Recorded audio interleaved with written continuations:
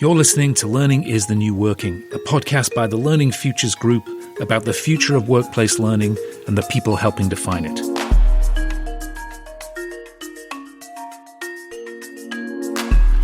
This is the second episode in our collaborative season with Red Thread Research called Is Purpose Working?, where we investigate the talent implications of operating as purpose-aligned organizations, a rapidly growing trend with a long history in American and global business.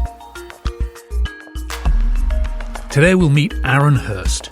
Aaron is something of an expert on the science of purpose and fulfillment at work, and his 2014 book brought global awareness to the rise of what he calls the fourth era in economic history, the purpose economy. We're very grateful for the team at NovoEd for their sponsorship of this season. Global enterprises rely on NovoEd's collaborative online learning platform to build high-value capabilities that result in real impact. With NovoEd, you deliver powerful, engaging learning that activates deep skill development and drives measurable business outcomes. NovoEd will host a live webinar later in the season where Danny, Stacia, and I will reflect on what we've learned, the implications for you as learning and talent teams, and take your questions and comments live. To reserve your seat, to get your questions in, and find other bonus materials, please register now at www.novoed.com/purpose.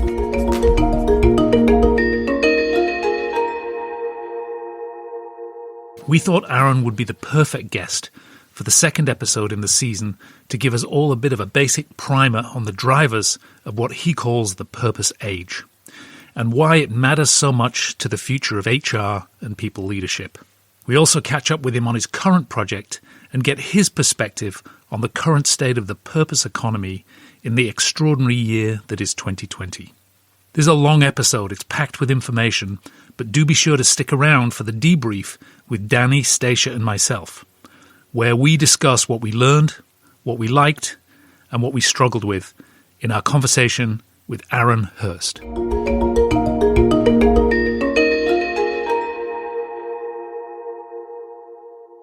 This is Aaron Hurst, founder and CEO of Imperative, and I'm talking today on September 23rd, 2020. Aaron, welcome to Learning is the New Working. This is the first of our multi-interviewer sessions, so really fingers crossed that this is going to work. We're kicking off a brand new series on the topic of purpose and what that means to people who are HR practitioners and talent leaders in organizations. And I can't think of a better person to sort of like frame up the landscape of purpose for us. So we really appreciate your time. No, I'm really excited to be here, and I love the whole premise of your show. Great. Well, Stacia's going to kick us off with some introductory questions to help sketch out your practice and your impact on the world. So I'll hand over to Stacia. Thanks, Chris. And hi, Aaron. Thanks so much for joining us today. Let's start off with what part of the world do you live in and work in and why? So I've been pretty nomadic throughout my career, but I am currently living in Seattle, Washington. We moved here about 6 years ago when my wife was recruited to be the Chief Sustainability Officer at Amazon, which was her dream job. And we moved from Brooklyn to Seattle with the kids. Yay, Seattle. Tell us, what's your current job title and how would you describe the work you do? Yeah, so I am an entrepreneur, a social entrepreneur. I am currently founder and CEO of Imperative, which is a venture-backed tech company that's really focused on helping people really show up with purpose in their day-to-day jobs using the latest research in neuroscience and psychology. Yeah, definitely. And that's a very cool technology. Both Danny and I have had a chance to see it. So folks out there should definitely check it out. I think today we're going to talk quite a bit about the organization that you were part of before that, which was Taproot. So can you talk about the history of Taproot Foundation and your role in it today? I started off my career in the nonprofit sector and got quickly frustrated by the lack of resources and capacity that nonprofits had. They had these great visions, great dreams, but they weren't able to often achieve them. So I went and spent 5 years working in Silicon Valley in the 90s and really started to understand how you scale an organization. And it occurred to me that if we could get business professionals, say marketing, tech, HR, finance, et cetera, to do what lawyers do and to donate their time and their talent on a pro bono basis to nonprofits, we could actually help the nonprofit sector step up to the challenges in the world. So started that in 2001 with early investment from Bill Draper, sort of the godfather of venture capital in the Valley. And we scaled it up to 7 cities across the country and then worked with the White House to create a campaign to get CEOs to really pledge pro bono work, not just volunteering and philanthropy, but actually enabling their employees to, what we said, give what you know and make their work matter. And then we partnered with BMW Foundation, which was an incredible partnership to create a network of social entrepreneurs in 30 different countries that were building similar programs and for us all to help lift each other up. So it was this incredible experience and really working with the best of every sector across the country, around the world.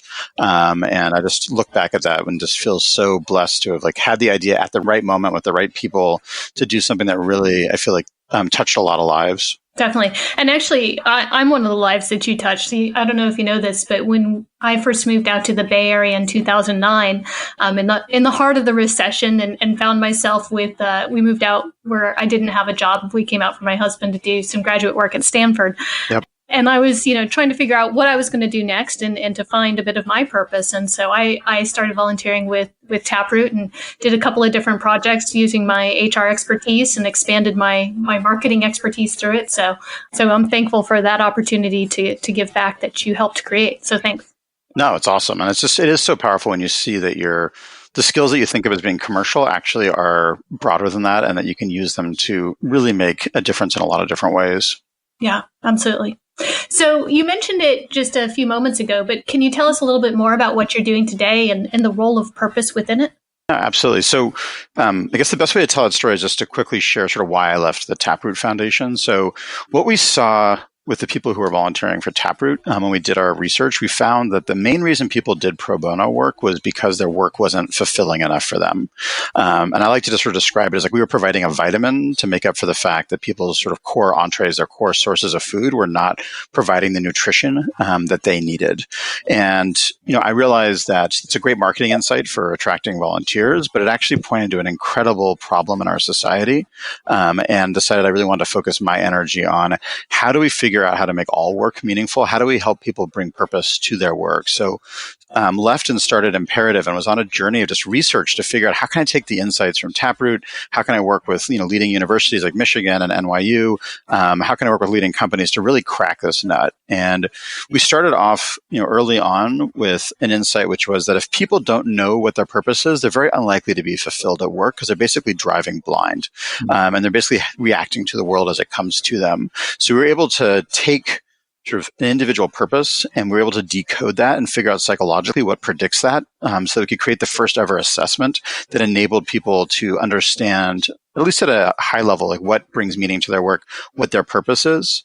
And from that, we started working with dozens of companies, government agencies doing that work. But we realized to actually make the difference in people's lives, we had to find a way to systemically integrate that into, their day-to-day work. It's not enough just to have this sort of moment of clarity. You have to actually change that. I think it's very similar as we talk about companies. Just defining a purpose is not enough. It's about how do you live it. And what we uncovered in our research, and we spent years and millions of dollars doing the research, was that it was actually the act of regular time set aside for reflection of going and saying, how am I intentionally showing up? How can I bring my purpose to the forefront, combined with peer support that really was creating that lasting change in people's work. So what we've built is the first ever peer coaching platform that connects people based on their purpose profiles for ongoing conversations that we script based on what we understand of the psychology of behavior change, so that every 2 weeks you have a 1-hour conversation. You do 5 of these over the course of a quarter, and then you switch partners. So it's a way for people to bring purpose to their work and to also break down a lot of these barriers around social isolation and people just fundamentally feeling lonely in their lives by creating real relationships. And we're now deploying this, as of this year with COVID, at many companies, and just seeing it's really changing people's work and changing their lives.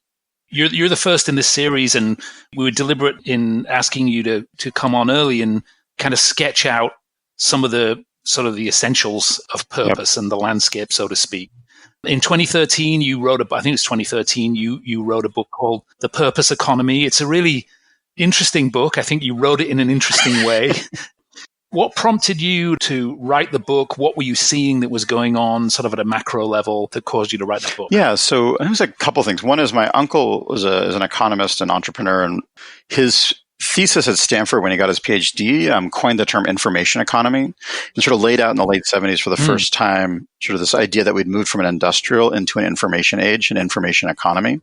And sort of the early days of people realizing that. And, he was looking at the invention of cable TV. He was looking at how media was changing and how that was basically going to surpass the industrial economy as a main source of value creation in society, which obviously became true.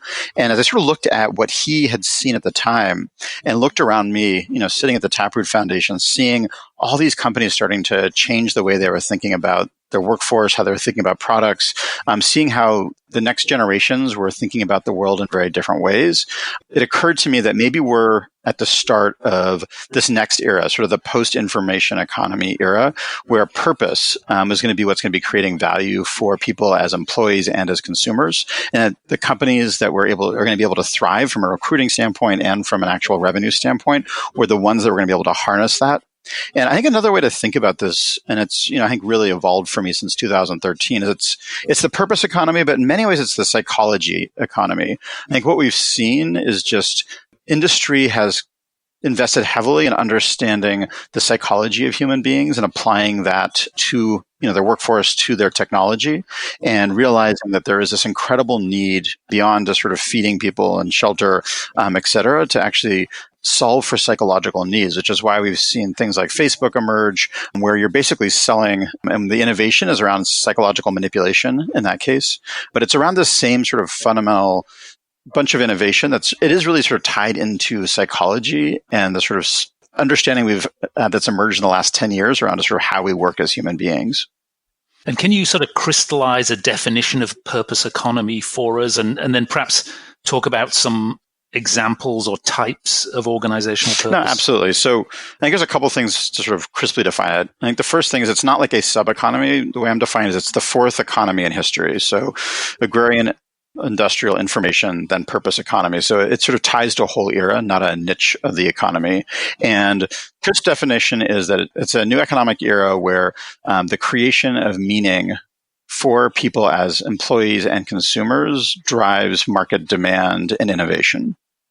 And talk about types. So I think I get a little bit tripped up on, for example, there are charitable organizations like Danny and I did some work with the International Red Cross, and then there are sort of causal organizations that exist to support a particular cause. Are they a subset of this? Is there a sort of architecture I can think of on purpose? So it's an interesting question. So I think there's two different sort of camps of purpose. I think there's the purpose that's been defined largely out of the nonprofit sector. It's been largely defined by the marketing world. And then I think there's a second piece which really comes out of research and psychology. And I'm much more in that latter camp. So I think the first camp you're looking at things where it really is cause related, and it's about identifying a cause and selling a cause, working for a cause. And I think the research shows that there is benefit there, but there are a tremendous number of people, for example, working in NGOs that are cause driven that are very unfulfilled and don't find their work terribly meaningful, for example. And there are people working in companies that you wouldn't associate a cause with who are finding deep meaning in the work. So this sort of superficiality, just being able to stamp a cause on something, is not really what I would say is beyond sort of that baseline superficial level. I think it has a lot more to do with actually the culture of an organization and the way in which that organization or departments in that organization make decisions about what they're building and selling, and whether or not they're doing that in alignment with their values and alignment with stakeholders, and looking at sort of the totality of the impact of something. And then as an employer, really looking at not just how do we engage our employees, but how do we actually ensure our employees are fulfilled? How do we meet their needs for strong relationships, for impact, for growth? And I think that's where you see like a much stronger psychological definition around this work that I think we can build on. That's not just that sort of cause-related overlay. So I think the other thing I would say here is that in my experience, there's very few companies that I would say are like purpose-driven or purpose companies. I tend to find it's more like a manager or a department or a product. And in a lot of these bigger companies, there's so much diversity. I mean, my wife works at Amazon, and I think there's leaders there who are purpose-driven, and there's those that aren't. There are products that are, there are products that aren't. It's like too big to be able to say like carte blanche, this is a purpose, purpose-driven organization. It really does come down to these sort of more human scale groups, if you will. And what I wanted to go to